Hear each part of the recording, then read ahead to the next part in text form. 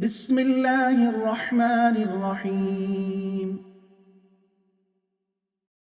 إذ يغشيكم النعاس أمنة منه وينزل عليكم من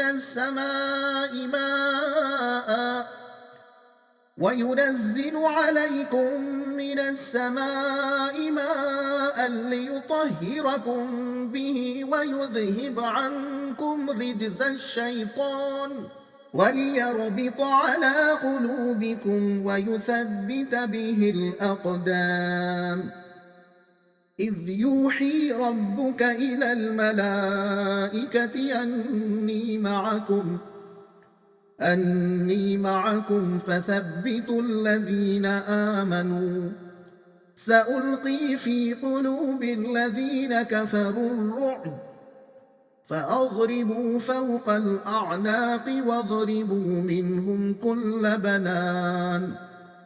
ذلك بأنهم شاقوا الله ورسوله ومن يشاقق الله ورسوله فإن الله شديد العقاب. ذلكم فذوقوه وأن للكافرين عذاب النار. يا أيها الذين آمنوا إذا لقيتم الذين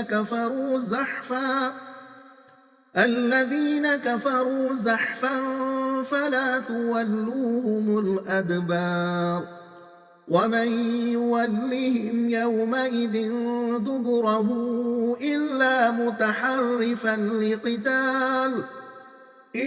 متحرفا لقتال أو متحيزا إلى فئة فقد باء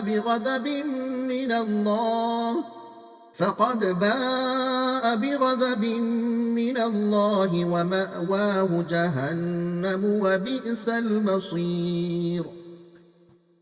فلم تقتلوهم ولكن الله قتلهم وما رميت إذ رميت ولكن الله رمى وليبلي المؤمنين منه بلاء حسنا إن الله سميع عليم. ذلكم وأن الله موهن كيد الكافرين.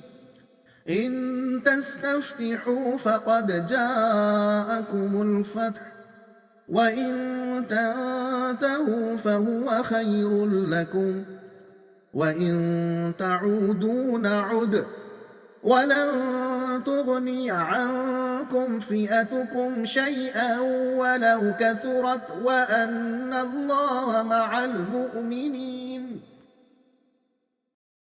मज़मून जिहाद से फरार होना गुनाह कबीरा है। नुसरत इलाही उस वक्त हासिल होती है जब खुद मुसलमान अपना फ़र्ज़ अदा करें। मतलब, ऐ ईमान वालो, जब तुम एक लश्कर की सूरत में कुफ्फार से दो चार हो जाओ तो अपनी जान से ज्यादा मकसद को पेश नजर रखो।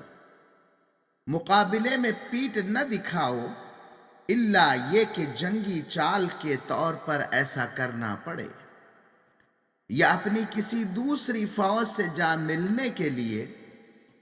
ऐसे मौके पर अगर बुज़दिली से भागोगे तो अल्लाह के गज़ब में घिर जाओगे और जहन्नुम में दाखिल किए जाओगे।